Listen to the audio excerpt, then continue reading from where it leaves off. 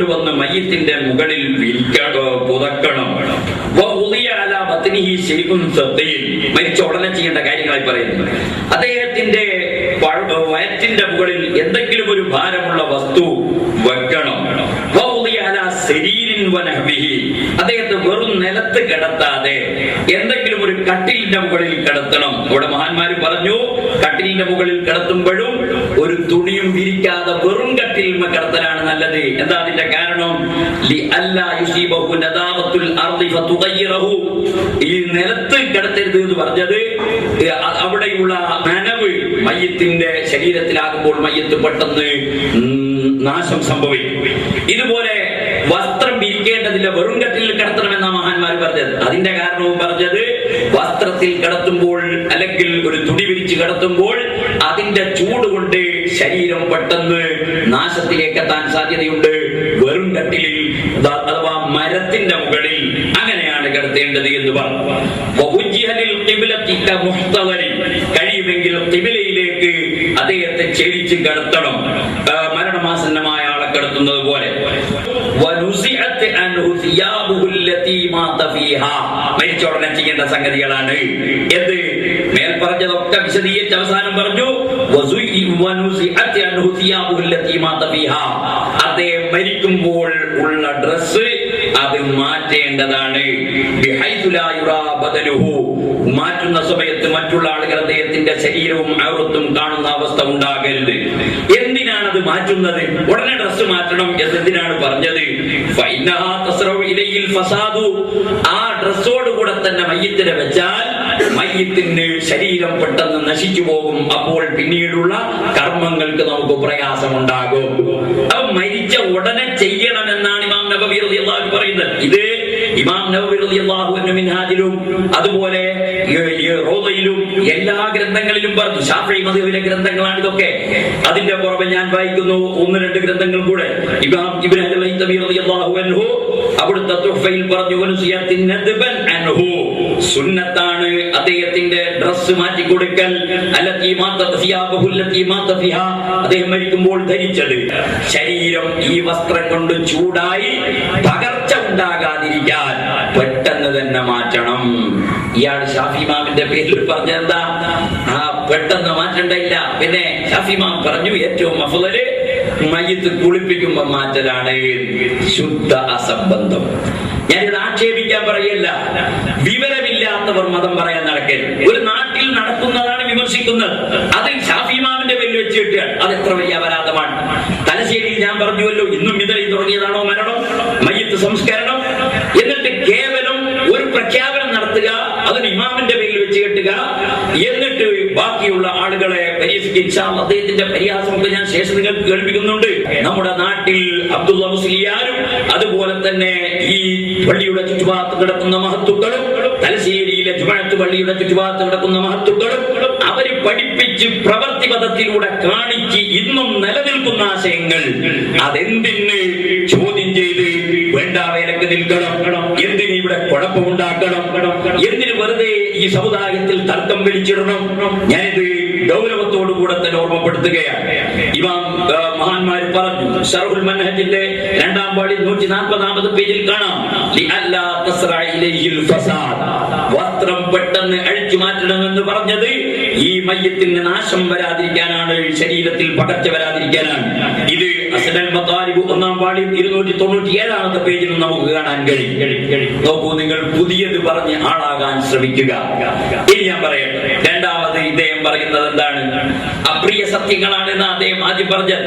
നിങ്ങൾക്ക് ഇഷ്ടപ്പെടൂല, പക്ഷെ ഞാൻ പറയുന്നത് സത്യമാണ് എന്നാണ് അതിന്റെ മാന. നിങ്ങൾക്ക് ഇഷ്ടപ്പെടില്ലെങ്കിലും ഞാൻ ഇനി പറയുന്നത് സത്യമാണ് എന്നാ. ഇനി അദ്ദേഹം പറഞ്ഞ രണ്ടാമത്തെ കാര്യം എന്താണെന്നറിയോ? നിങ്ങൾ കേട്ടോളൂ. അദ്ദേഹം പറയുന്നു, എന്താ അദ്ദേഹം പറയുന്നത്? ഞാൻ നിങ്ങളോട് ചോദിക്കട്ടെ, നിങ്ങളുടെ നാട്ടിൽ, എന്റെ നാട്ടിൽ നടക്കുന്നത്, ഒരാൾ മരിച്ച് അദ്ദേഹത്തെ കഫൻ ചെയ്യുന്ന സമയത്ത് അദ്ദേഹത്തിന്റെ ശരീരത്തിൽ ദ്വാരങ്ങളിലും സുജൂദിന്റെ അവയവങ്ങളിലുമൊക്കെ സുഗന്ധം പുരട്ടിയ പരുത്തി വെക്കാറുണ്ട്. അത് സുന്നത്താണ് എന്ന് കിതാബുകളിലൊക്കെ ഉണ്ട്. ഞങ്ങളുടെ നാട്ടിലൊക്കെ അങ്ങനെ ഉണ്ട്. തലശ്ശേരിയിൽ എങ്ങനെ? എന്താ അല്ലെ? ഇവിടെയും അങ്ങനെ തന്നെയാണ്. ശരീരത്തിലെ ദ്വാരങ്ങൾ ദ്വാരങ്ങളിലും സുജൂദിന്റെ അവയവങ്ങളിലും പരുത്തി വെക്കുന്നത് സുന്നത്താണ്. അത് ഞാൻ ഗ്രന്ഥങ്ങൾ ശേഷം വായിക്കാം. അപ്പൊ തലശ്ശേരിയിൽ നടന്നു വരുന്നത് കിതാബിലുള്ളത് പോലെയാണ്.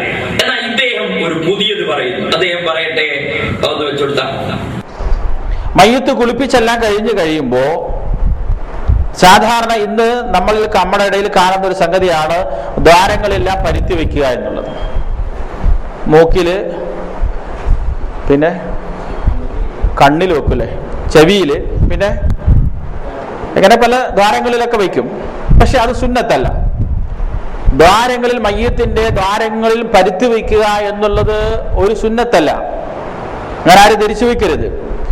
ഏതെങ്കിലും ദ്വാരത്തിലൂടെ ദുർനീരുകളോ അങ്ങനത്തെ ദുർഗന്ധമുള്ള എന്തെങ്കിലും സാധനങ്ങളോ വരുന്നുണ്ട് എന്ന് തോന്നിയാൽ അത്തരം സന്ദർഭത്തിൽ ആ മയ്യത്തിന്റെ ആ ദ്വാരത്തിൽ എന്ത് ചെയ്യാം? ഒരു പരുത്തി എടുത്ത് അത് വരാതിരിക്കാൻ വേണ്ടി വെക്കാം. പിന്നെ ഇതും അങ്ങനെ തന്നെയാണ്. ഏത് മയ്യത്തിന്റെ വയറ് വൃത്തിയാക്കി മയ്യത്ത് കുളിപ്പിച്ചെല്ലാം കഴിഞ്ഞു, പിന്നെ വീണ്ടും വരാൻ സാധ്യതയുണ്ട്, അല്ലെങ്കിൽ കുറച്ച് വരുന്നു തോന്നിയാൽ പിന്നെ ഒരു ബുദ്ധിമുട്ടാകാതിരിക്കാൻ വേണ്ടി എന്ത് ചെയ്യാം? നല്ലൊരു പഞ്ഞി എടുത്തിട്ട് നന്നായിട്ട് വൃത്തിയാക്കി പിന്നീട് വരാതിരിക്കാൻ വേണ്ടി ഇതേപോലെ ആ ദ്വാരത്ത്, പിന്നെ മലദ്വാരത്തിൽ എന്ത് ചെയ്യാം? ഒരു പഞ്ഞി വെച്ചിട്ട് വെക്കാം. കുഴപ്പമില്ല. ഇങ്ങനെ ആവശ്യമുള്ള സന്ദർഭങ്ങളിൽ ആവശ്യമുള്ള മയ്യത്തിന്റെ ദ്വാരങ്ങളിൽ മാത്രം എന്ത് ചെയ്താൽ മതി? പരുത്തി വെച്ചാൽ മതി. എല്ലാ മയ്യത്തിന്റെയും മൂക്കിലും ചെവിയിലും എന്ത് വേണ്ട? പരുത്തി വെക്കേണ്ട. എന്നാൽ ഞാൻ കിതാബിൽ നിന്ന് വായിക്കട്ടെ. തലശ്ശേരിക്കാർ ചെയ്യുന്നത് ശരിയാണ്, അയാൾ പറഞ്ഞത് തെറ്റാണ്. അത് അയാളുടെ മതമാണ്. ഞാൻ തമാശ പറയില്ല. സുന്നത്തില്ല എന്ന് അദ്ദേഹം പറഞ്ഞത്. എന്നാ കേട്ടോളൂ, ഞാൻ മൻഹജിൽ നിന്ന് വായിക്കും.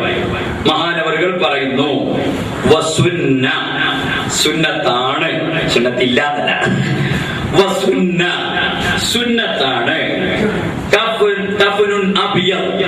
കഫം കൂടെ വെളുത്തതാകൽ സുന്നത്താണ്. അതൊരു അലക്കിയതാകൽ സുന്നത്താണ്.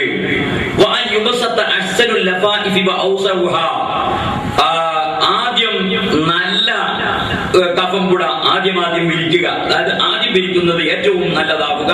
അങ്ങനെ രണ്ടാമത്തെ മൂന്നാമത്തെ തർത്തീബ് അനുസരിച്ച് ചെയ്യുന്നത് സുന്നത്താകുന്നു.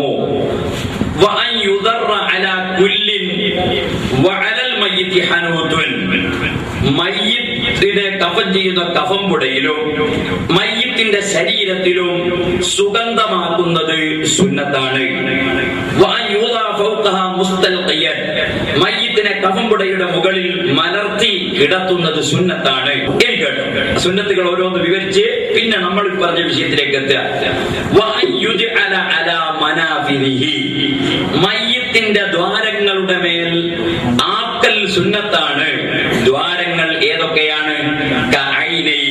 രണ്ട് കണ്ണ്, അവന്റെ രണ്ട് മൂക്ക്, മൂക്കിന്റെ ദ്വാരം, രണ്ട് കാത്, അവന്റെ സുജൂദിന്റെ അവയവങ്ങളിലും സുഗന്ധം ആക്കുന്നത് സുന്നത്താണ്.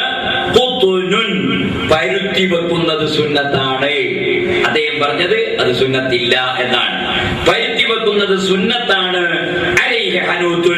അത് സുഗന്ധം പുരട്ടിയ പരുത്തിയാകേണ്ടതും ആണ്. അപ്പൊ പരുത്തി വെക്കൽ സുന്നത്തില്ല എന്നാണ് അദ്ദേഹം പറഞ്ഞത്. ലോകത്തെ എല്ലായിടങ്ങളിലും മുസ്ലിങ്ങൾ ചെയ്തു വരുന്ന ആചാരം, മയ്യിത്ത് കഫൻ ചെയ്യുമ്പോൾ ശരീരത്തിൽ സുജൂദിന്റെ അവയവങ്ങളിൽ അതുപോലെ തന്നെ ദ്വാരങ്ങളിൽ പരുത്തി വെക്കാറുണ്ട്. അതിനെ അദ്ദേഹം വിമർശിക്കുകയാണ്. അതുപോലെ ഇതേ ആശയം നമുക്ക് ശറഹുൽ മുഹദ്ദബിൽ ബഹുമാനപ്പെട്ട ഇമാം നവവി റളിയല്ലാഹു അൻഹു പറഞ്ഞിട്ടുണ്ട്. 5-ാം വാള്യം 201-ാമത്തെ പേജിൽ മഹാനവറുകൾ പറഞ്ഞു ഇതേ ആശയം. ഞാനത് വായിച്ച് നിങ്ങൾക്ക് കേൾപ്പിക്കുന്നു. ഇമാം ശാഫഈ റളിയല്ലാഹു അൻഹു പറഞ്ഞു, വൽ മുസന്നിഫു വൽ അസ്ഹാബ്, നമ്മുടെ പണ്ഡിതന്മാരൊക്കെയും പറഞ്ഞു, കഫൻ ചെയ്യുന്നതിന്റെ മര്യാദകളും സുന്നത്തായ രൂപങ്ങളും വിവരിച്ച് പറയാം. ശേഷം മയ്യിത്ത് കഫൻ ചെയ്യുന്ന ആളുകൾ, കഫൻ ചെയ്യുന്ന വ്യക്തി, അദ്ദേഹം ഒരൽപ്പം പരുത്തിയെടുക്കണം. അതിലൽപ്പം കർപ്പൂരവും സുഗന്ധവും ആക്കണം. എന്നിട്ട് ശരീരത്തിന്റെ ദ്വാരങ്ങളിലൊക്കെയും